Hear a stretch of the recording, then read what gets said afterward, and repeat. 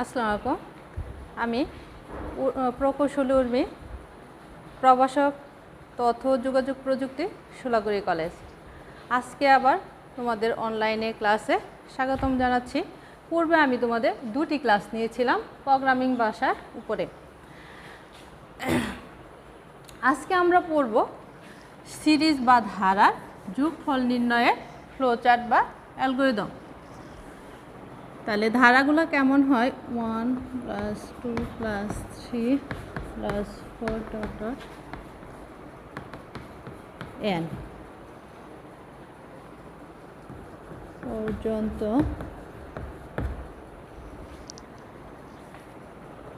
সংখ্যাটির যোগফল নির্ণয়ের ফ্লোচার্ট অঙ্কন করো।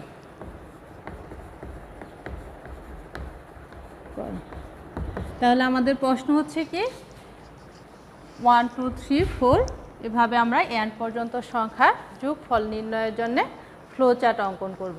তাহলে কেমন হবে, তার আগে আমার জেনে নিতে হবে যে ধারার শুরুর মান কত। শুরুর মানটা হচ্ছে i সমান কত 1, আর তার দ্বিতীয় মান থেকে প্রথম মানের পার্থক্য হচ্ছে কত 1 করে। তাহলে আমরা লিখতে পারি i সমান i + 1। তাহলে প্রথমে আমরা কি করব, শুরু বা স্টার্ট। এরপর আমরা ইনপুট নিব। ইনপুট হচ্ছে আমার ধারার শেষের মানটা হবে কি ইনপুট। তাহলে ইনপুট এখানে কি দেওয়া আছে n। এরপর আমি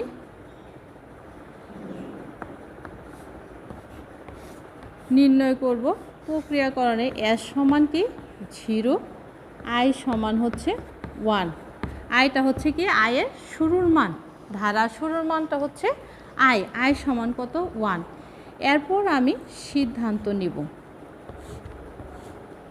সিদ্ধান্ত কি নিব, i ≤ n।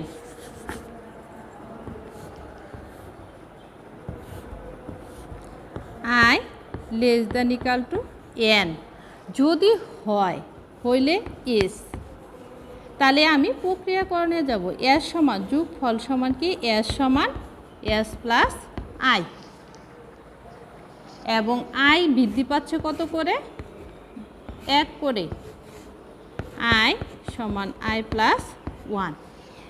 এখন i ≤ যদি n হয় তাহলে s সমান s + i সমান i + 1। এটা পুনরাবৃত্তি হবে।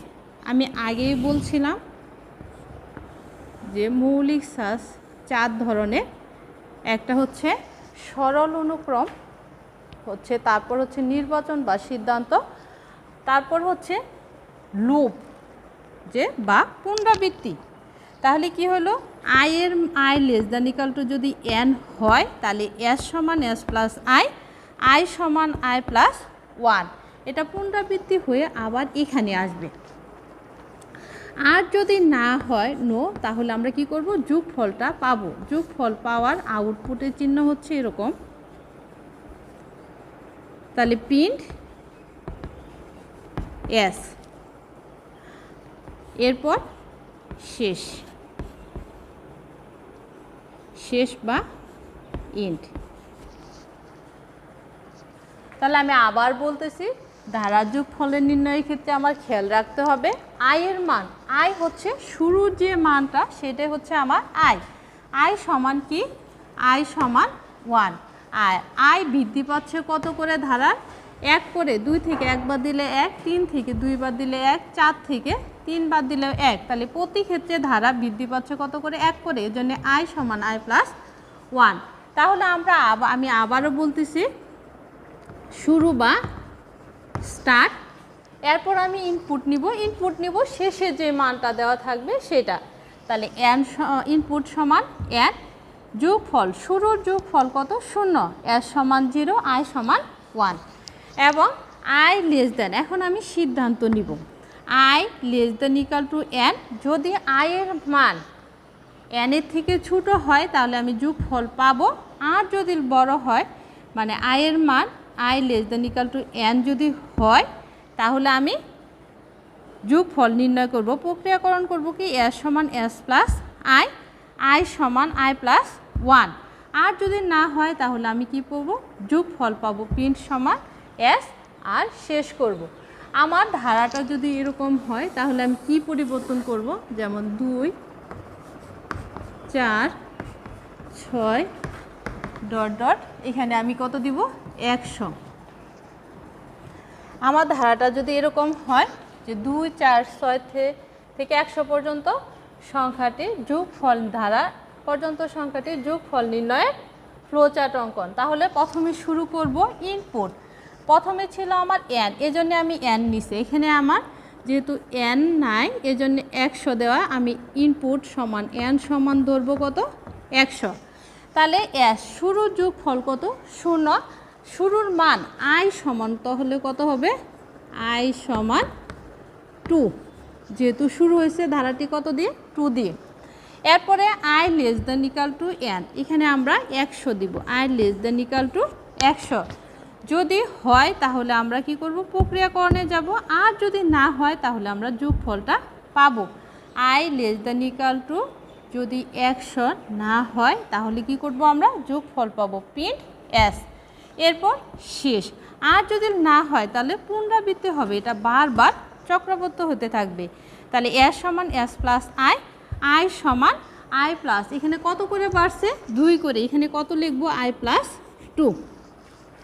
তাহলে ধারার যোগফল নির্ণয়ের ফ্লোচার্ট অঙ্কন করতে গেলে আমার শুরুর মানটা জানতে হবে আর ধারাটার পার্থক্য কত করে সেটা জানতে হবে। তাহলে আমরা যে কোনো ধারার যোগফল নির্ণয়ের জন্যে ফ্লোচার্ট অঙ্কন করতে পারবো। তাহলে আমরা আরেকটা প্রশ্ন করি, দুটি সংখ্যার লসাগু নির্ণয়ে গসাগু নির্ণয়ে ফ্লোচার্ট অঙ্কন। দুটি সংখ্যার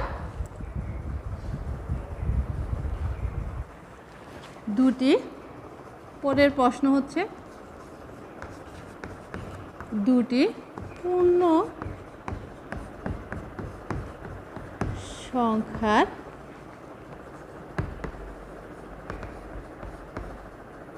গসাগু নির্ণয়ের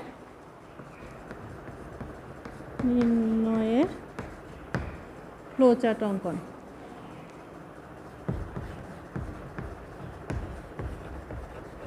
ফ্লোচার্ট অঙ্কন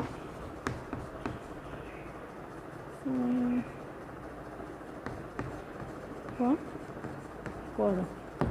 তাহলে দুটি পূর্ণ সংখ্যার গসাগু নির্ণয়ের ক্ষেত্রে আমার সংখ্যাটি আমার ধরে নিতে হবে। আমি একটা সংখ্যা ধরব l, আরেকটা সংখ্যা ধরব s। l এর মান সব সময় s এর থেকে কি হবে বড় হবে। তাহলে আমি কি করব, প্রথমে শুরু করব, শুরু বা স্টার্ট, এরপর ইনপুট নিব। ইনপুট কি নিব l s, দুইটা মানটাই আমার নিতে হবে। ইনপুট সমান l s, l <= s, l এর মানটা s এর থেকে বড় হবে। এরপর আমি প্রক্রিয়াকরণ করব, ভাগশেষ নির্ণয় করব। এখানে ধরব ভাগশেষ t, তাহলে t l মোড s, তাহলে ভাগশেষ t l মোড s। এরপর আমি সিদ্ধান্ত নিব, ভাগশেষ যদি 0 হয় তাহলে আমি কি পাবো, গসাগুটা পাবো। তাহলে ইফ t সমান যদি 0 হয় s, তাহলে প্রিন্ট gds মানে গসাগু, প্রিন্ট gds, এখানে শেষ। আর যদি না হয় তাহলে কি হবে, নো, l এর মানটা হয়ে যাবে s এর মানের সমান। এখানে l সমান s আর s সমান টি। এই মানের পরিবর্তন করে আমার আবার পুনরাবৃত্তি হবে। আমি আবার এখানে আসব, ঠিক আছে? তাহলে আমি আবার বলতেছি দুটি পূর্ণ সংখ্যার গসাগু নির্ণয় ফ্লোচার্ট। তার প্রথমে আমি কি করব, শুরু স্টার্ট ইনপুট এল আর এস, দুইটা মান নিলাম, এল এর মান এস এর থেকে বড়। এরপর আমি ভাগশেষ নির্ণয় করব, টি সমান এল মোড এস। ইফ যদি ভাগশেষ শূন্য হয় তাহলে আমি গসাগুটা পাবো, তাহলে প্রিন্ট জিডি এস। আর যদি না হয় তাহলে এল এর মানটা এস এর মানের সমান এবং এস এর মান টি এর মানের সমান পরিবর্তন করে আবার আমার এখানে আসতে হবে। এখানে আসব, আসার পরে আমি আবার কি করব, ভাগশেষ নির্ণয় করব, টি টি এল সমান এল মোড এস। এরপর আমার হবে সিদ্ধান্তে আসব, সিদ্ধান্তে আসার পরে যদি ভাগশেষ শূন্য হয় তাহলে গসাগু পাবো, আর যদি না হয় আবার পুনরাবৃত্তি হবে, আবার এভাবে বারবার পুনরাবৃত্তি হবে। তাহলে আমি বলছি যে আমরা ফ্লোচার্টের মৌলিক যে সাজ ছিল সেই সাজের এটা হচ্ছে পুনরাবৃত্তি বা লুপ সংক্রান্ত যে তথ্যগুলা প্রকাশ করা যায় সেটা হচ্ছে এরকম। তাহলে এই ক্ষেত্রে আমার ধারার যোগফল আসবে, লসাগু গসাগু নির্ণয়, এগুলোই আমরা এই সাজের মধ্যে করতে পারবো। তাহলে আমাদের পঞ্চম অধ্যায়ে প্রোগ্রামিং ল্যাঙ্গুয়েজ বা প্রোগ্রামিং ভাষার ফ্লোচার্টের ক্লাসগুলো আজকে আমি এখানে শেষ করে দিব। এরপরে আমরা পরবর্তী ক্লাসে থিওরি ক্লাসে যাব। তাহলে আমরা প্রথমে আমি ফ্লোচার্টের উপর এবং ফ্লোচার্ট এবং অ্যালগরিদমের উপর দুটি ক্লাস নিয়েছিলাম। এরপর আজকে আরেকটা ক্লাস, মোট 3টা ক্লাস আমার ফ্লোচার্ট আর অ্যালগরিদমের মধ্যে শেষ করলাম। এখন তোমরা যদি ভালো করে পড়ো আশা করি ভালো হবে, আর যদি না পড়ো তাহলে আর কিছুই করার থাকবে না। অবশ্যই তোমাদের অনেক মনোযোগী হতে হবে। আজকে এ পর্যন্ত, সবাইকে ধন্যবাদ।